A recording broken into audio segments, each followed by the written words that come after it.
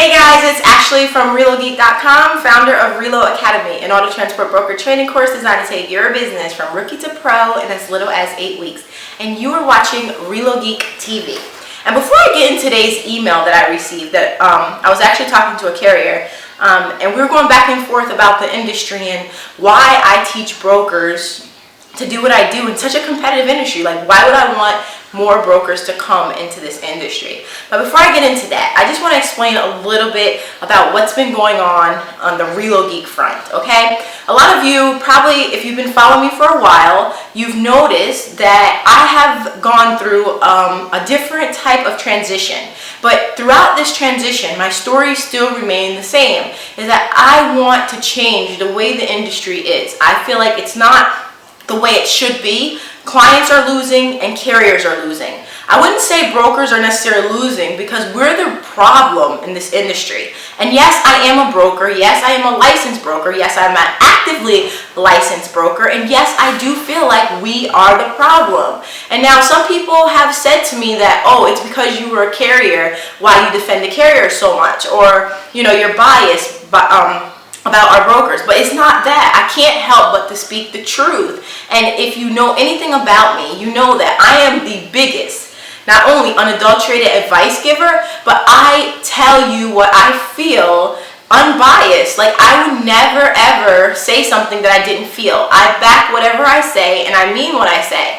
And if I make a mistake, I have no problem admitting it. Nobody's perfect, okay? First of all. So anyways, with that aside, you guys have noticed that I've been making a transition, okay? I have videos where I talk about not charging up front. Well, things have changed, okay? I've started charging up front. Why? Because honestly, I find that you as a client aren't motivated to choose a company and stick with a company when companies tell you, we'll do the work for you without charging you. So what do? You still shop around behind their back. It's like, I made a video about brokers is like being a one-night stand, you know, dealing with auto transport brokers is like a one-night stand. I made a video about that, but sometimes dealing with customers is like a one-night stand, okay? They get in bed with you, right? And then when you wake up, they're gone. So in that instance, what I mean by that is they agree on the phone that, hey, I want you to move my car, but then by the time you go to move their car and you say you have a carrier, or you even start doing the process, you find out that they've been cheating on you, talking to another company behind your back. And why do they do that? Because they're not being charged up front, okay? When you put that barrier there, you let them know you're serious. Let me tell you something about people in reputations. Once an industry have a reputation for being a certain way, their customers are going to always feel, we're programmed to believe that that is how it is. So brokers are not taken seriously. You know, we're labeled as the middleman, as the people that would do anything just for the sale. But then there are the good brokers that are suffering. And, you know, it's because of us. We set the standards.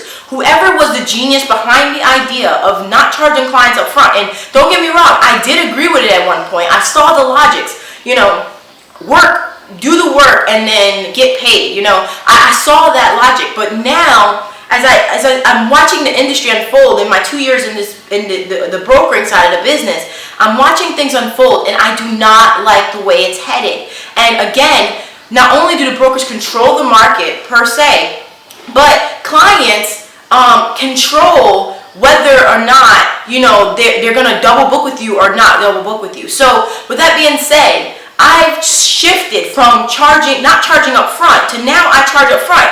And yes, clients say to me, you know, you're like the only person that's charging up front. These other guys aren't charging up front. Why do I have to pay a deposit?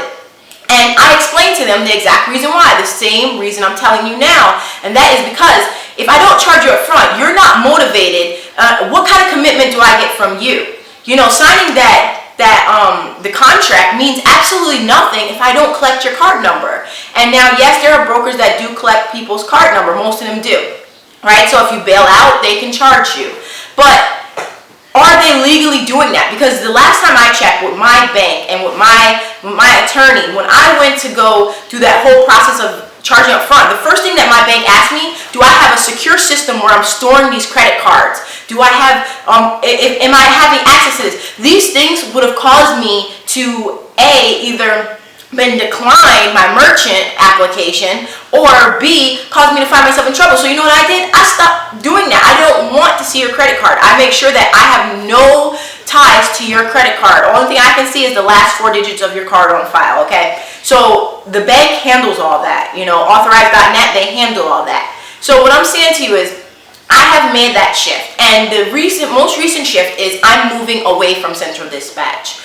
Not that I have a problem with Central Dispatch. I will still continue to direct my students to Central Dispatch. You can make money using Central Dispatch while you're growing your business. But the thing is, don't depend on it. And that's what happens as brokers or as people, human beings. We tend to get stuck in a system. We start something and it's working. We don't change it. And that's okay. But sometimes we have to evaluate the whole experience for the client, the experience for the carriers, and the experience for ourselves, and decide, is this something that we can fix or improve on? You have to constantly be improving your business if you want to get better. Okay, so enough about that. I'm going to read an email correspondence that I had, and I'm just going to read her side of the email, and I don't want to say her name or the company she works for, but I explained to her why I teach people to do what I do, and this is what she said. Okay, I'm reading it straight from my phone. I agree with your reasoning, and in my opinion, it should be the carriers dictating the prices within reason, of course, since they are the ones being strapped with rising costs to operate these trucks. But unfortunately, it has gone the other way, and the cheapo brokers, and sad to say, Central Dispatch, telling us what the price should be. In the last 5 years, our costs have gone up over 30%, yet the rates have gone down over 30%. I am not a math geek, but I do know that does not calculate out right for the carrier, and so many have paid the ultimate price by going out of business or are struggling to make ends meet. None of the brokers have taken into consideration the new CARB laws and what it's costing the carriers to get compliant in order to go into California. It used to cost $150 to $175 to get our truck service, and now it's $350. Truck wash and polish, same thing, and insurance and taxes. Well, you get the drift. Bottom line, without us, brokers would not have anyone to do the jobs they are selling, yet they continue to, excuse the expression, screw the carriers. I like your theory and I like your thinking, so maybe instead of just teaching them just how to sell the service and make a profit, make them understand that they need to think of the carrier's cost too. I am also trying to figure out, when did things change for the customer to dictate what they want to pay? Do they really go to the grocery store or gas station and tell them, no, I want to pay this? I just don't get it. I hope you understand why I ask. It just seems odd to me. And then she goes on to talk a little bit more about her business. Now, let me just break this email down a little bit really quickly because I don't want to make this a long drawn out video. The first thing that she mentioned is that the carrier should be the one dictating prices. And then later she mentioned, when did customers start dictating prices? And